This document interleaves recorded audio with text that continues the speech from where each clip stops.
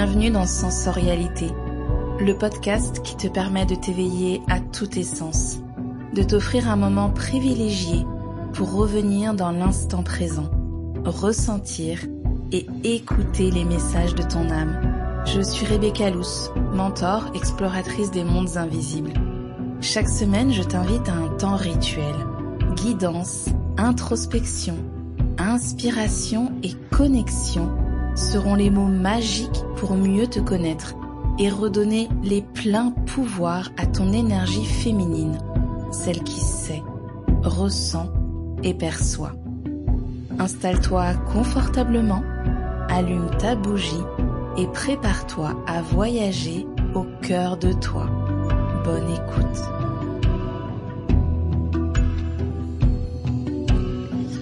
Les mondes invisibles, c'est souvent des mots qui ensemble font peur, amènent à un inconscient collectif, mais aussi à des mémoires individuelles qui ont pu nous enfermer, nous emprisonner.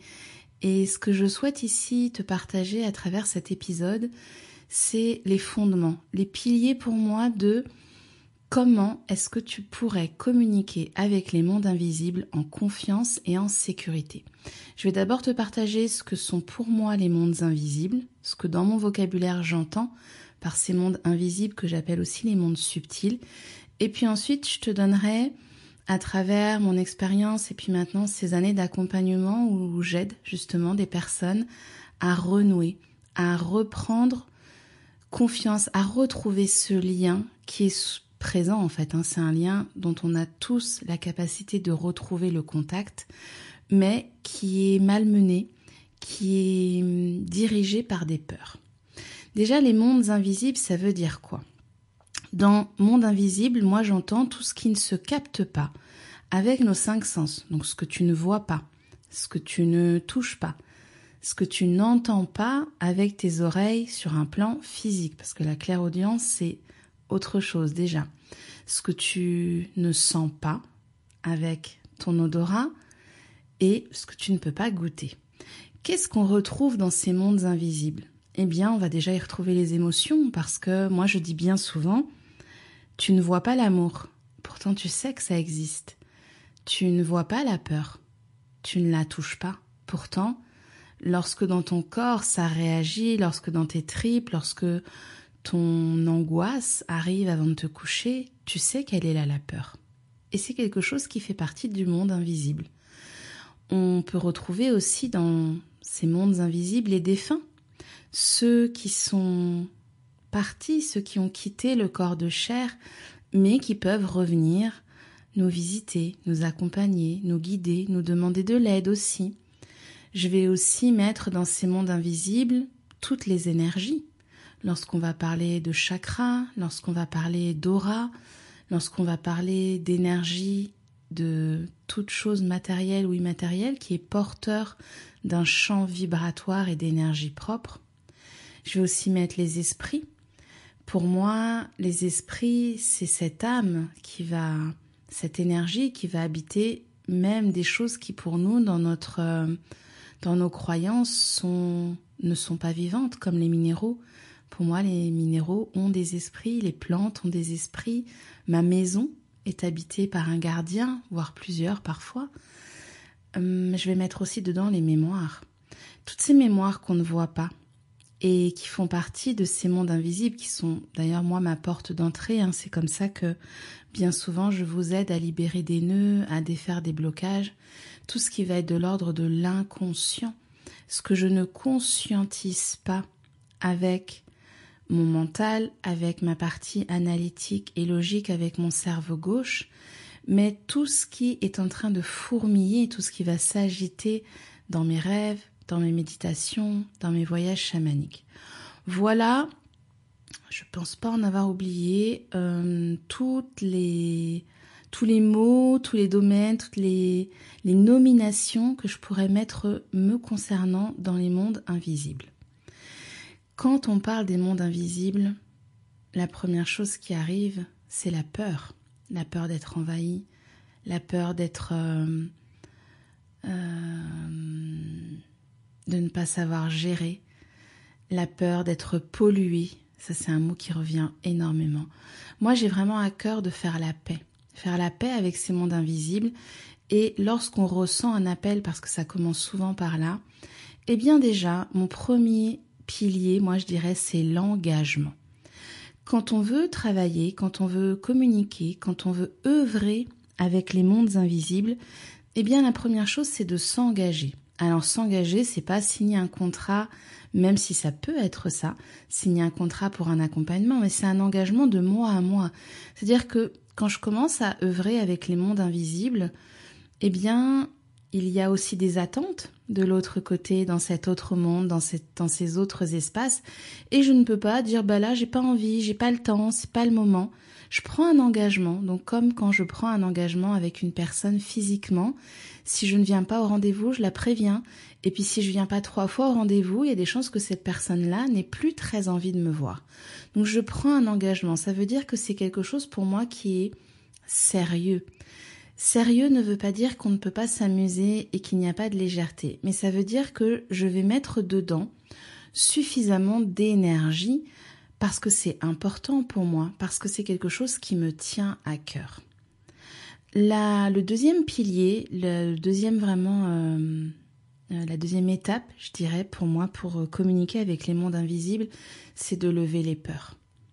C'est ce que je rencontre à peu près tout le temps, que ce soit en accompagnement individuel, que ce soit en accompagnement collectif, dans le chaudron.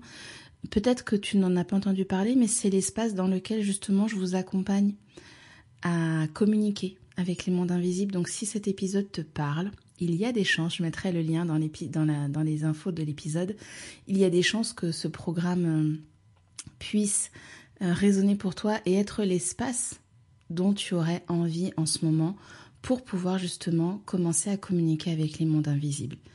Il y a des peurs qui peuvent venir des croyances familiales.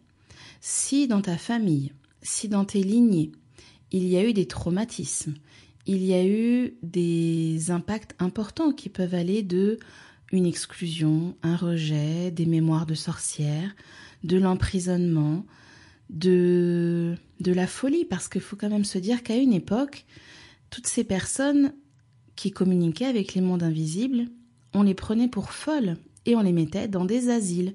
On les isolait parce qu'on n'arrivait pas à comprendre, à entendre ou à intégrer et à accueillir ce qu'elles vivaient. Donc, elles étaient folles. On les mettait dans des espaces où elles n'allaient pas déranger notre petit quotidien bien organisé. Ça peut laisser des marques, ça peut laisser des séquelles dans une histoire de famille. Il peut y avoir aussi ce que tu as vécu enfant.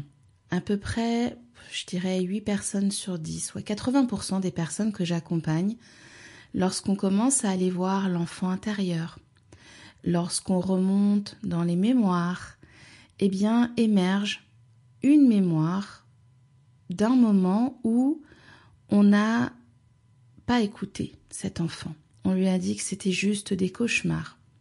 On lui a dit que ça allait passer. On lui a dit que c'était dans sa tête. On lui a dit qu'en grandissant, ça allait se calmer. Cet enfant a donc assimilé tout ce qu'il a pu vivre, tout ce qu'il n'a pas pu exprimer.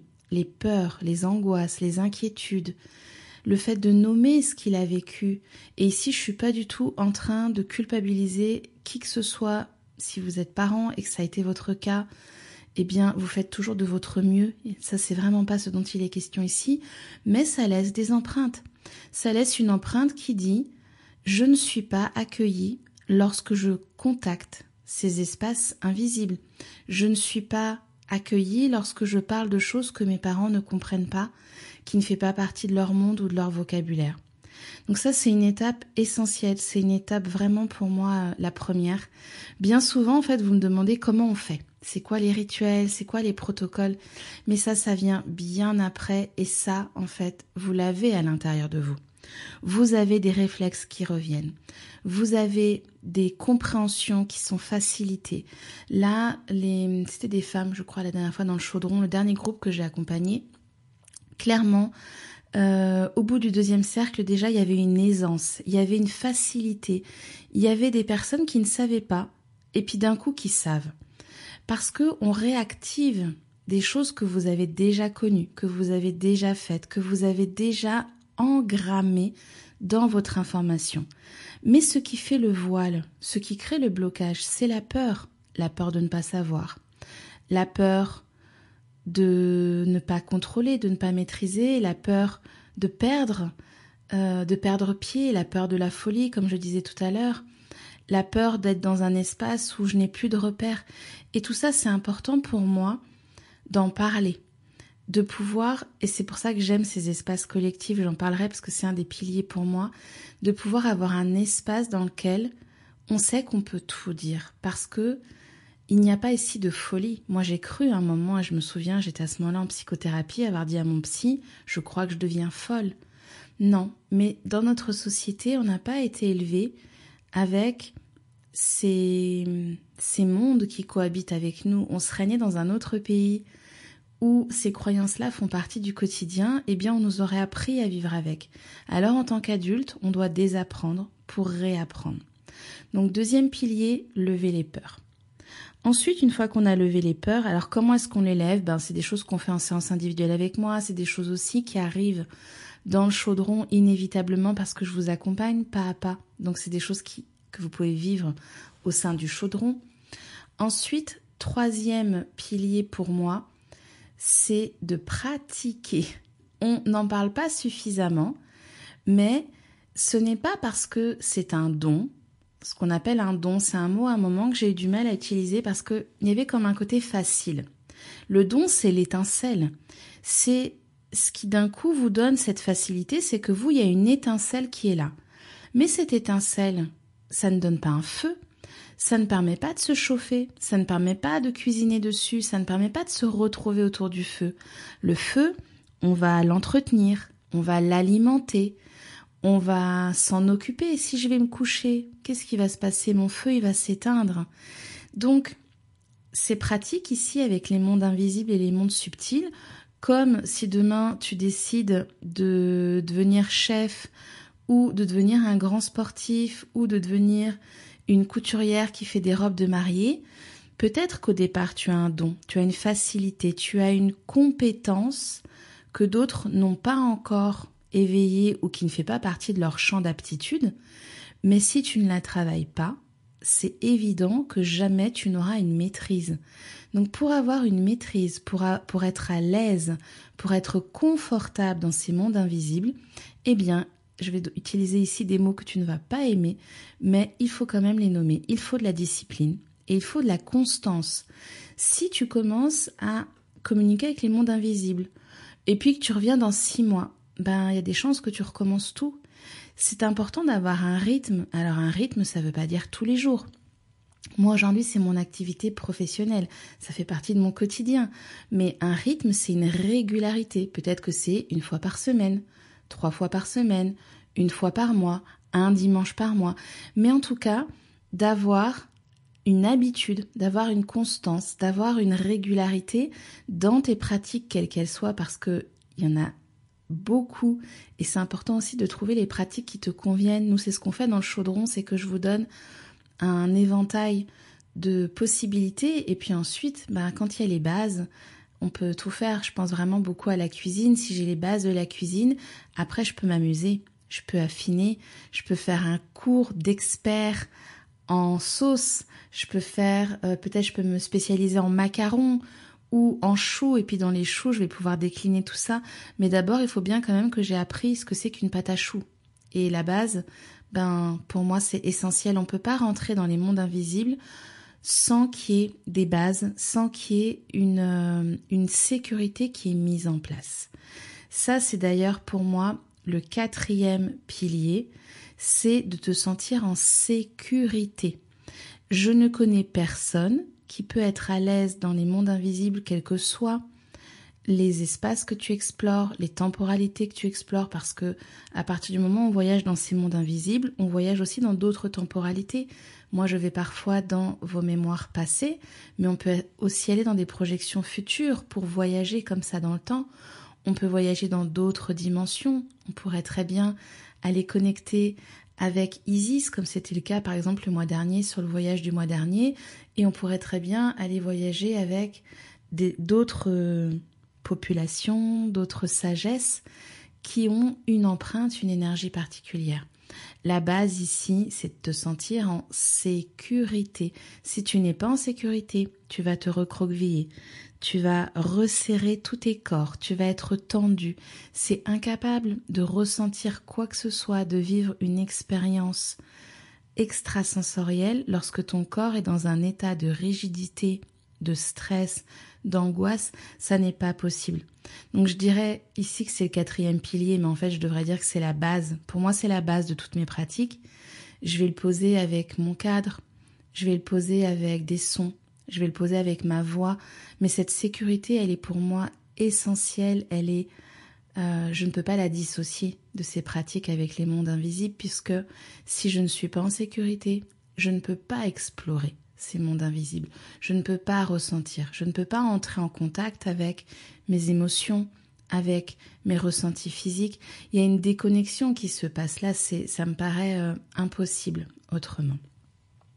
Donc oui, je dis pilier, mais en fait ça devrait être la base. Donc mon 4e pilier, c'est de co-créer. Souvent, j'accompagne des personnes, ça arrive très souvent en voyage chamanique, des thérapeutes d'ailleurs très souvent, qui font tout seuls. Alors non, on ne fait pas seul pour plusieurs raisons. Déjà, on a des alliés qui sont là pour nous protéger. On a des alliés qui sont là pour nous guider et on a des alliés qui sont là pour œuvrer. Nous sommes un canal, nous sommes un lien entre le visible et l'invisible, entre le ciel et la terre, comme j'aime le dire. Les énergies passent à travers nous, les messages passent à travers nous, mais ce n'est pas nous. Nous sommes de petits maillons essentiels, mais nous n'avons ni le pouvoir, ça va calmer tout de suite les égos, ni le pouvoir de faire tout cela, ni la puissance. Nous sommes ici un passage qui permet à ces énergies de pouvoir être données, à ces messages de pouvoir être amenés aux personnes qui viennent nous solliciter. Donc co-créer, c'est vraiment pour moi un des piliers fondamentaux de communiquer avec les mondes invisibles. Et comment on fait pour co-créer ? Eh bien, il faut d'abord savoir qui sont nos alliés. Ça, c'est une des premières choses que moi, je t'apprends. Donc là, je vais parler du chaudron, parce que j'en ai fait un programme vu que c'était pour moi important justement de mettre des bases solides. Et ces alliés, eh bien, tu les reconnais. Tu les reconnais dans leur énergie. Tu les reconnais souvent, quand vous êtes un petit peu habitué à voyager, qu'on arrive sur la fin des explorations, vous les sentez. Vous savez lorsqu'ils sont là. Il y a quelque chose de différent, il y a une perception dans votre corps qui est différente. Et puis, lorsque vous avez une pratique plus assidue et plus poussée, c'est mon cas par exemple, j'ai plusieurs alliés qui vont m'aider. Peut-être quand je vais travailler sur des mémoires de sorcières, je ne vais pas travailler avec le même allié que lorsque je vais travailler sur des mémoires avec l'enfant intérieur.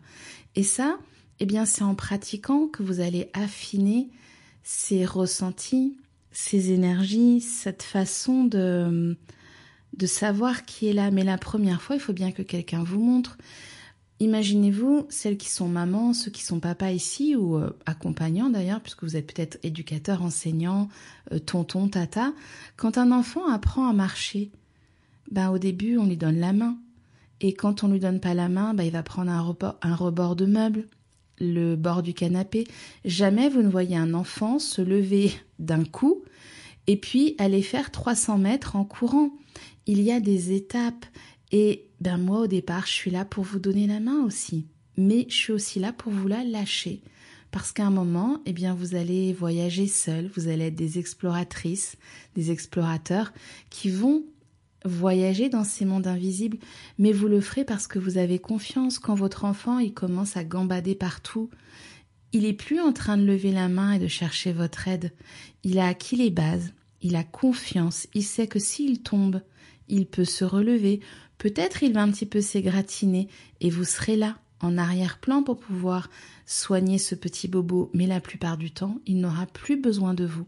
Et ça, c'est vraiment ce que je souhaite pour vous, c'est vous apprendre à identifier vos alliés pour ensuite avoir vraiment pleinement confiance en vous, en eux, et être complètement autonome. Ça, c'est vraiment mon intention principale.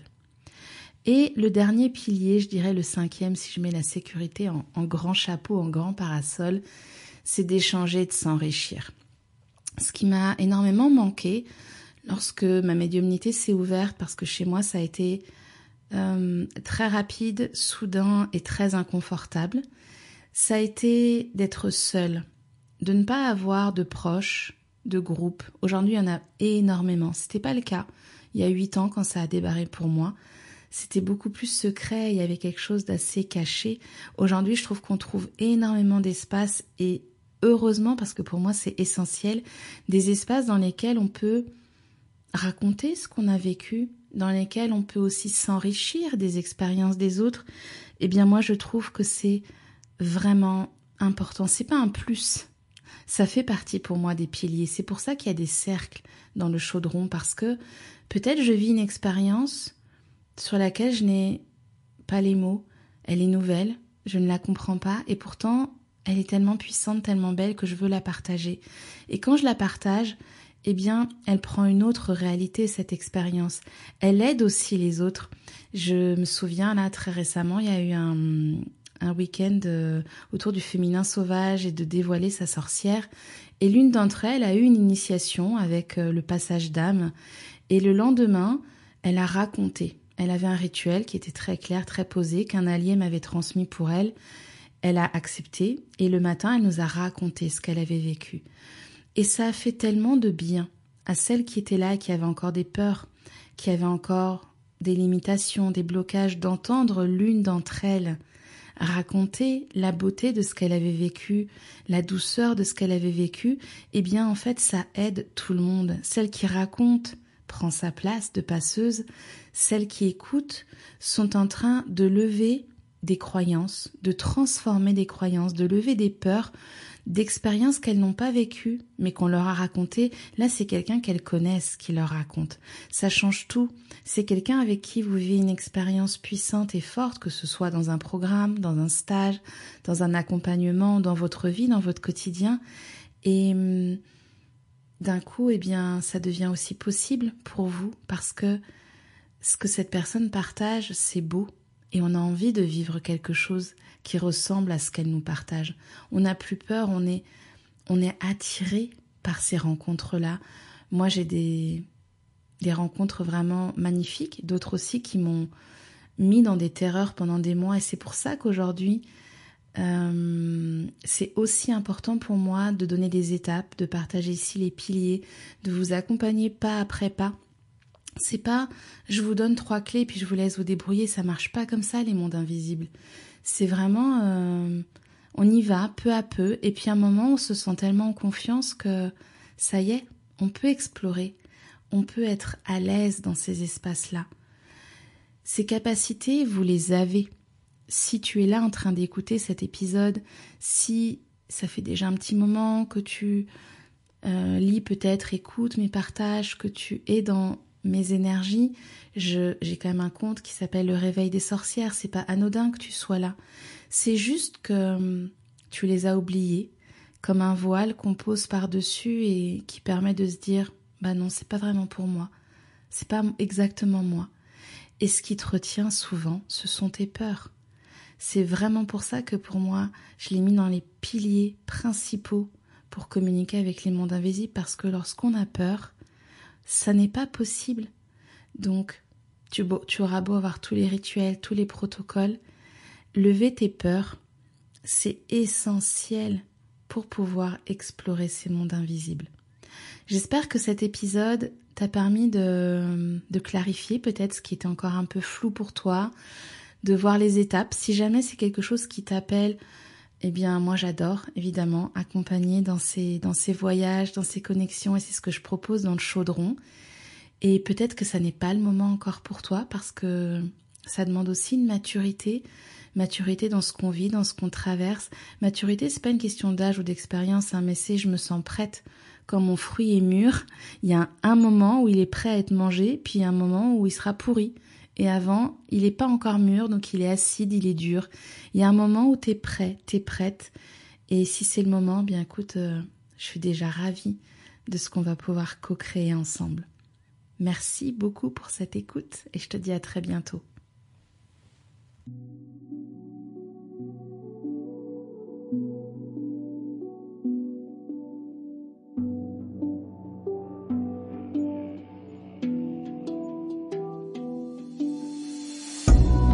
Maintenant que tu es pleinement connecté à ton énergie féminine, offre-toi un temps à l'ombre du podcast pour ancrer et déposer les messages, les ressentis, les perceptions qui ont pu te traverser.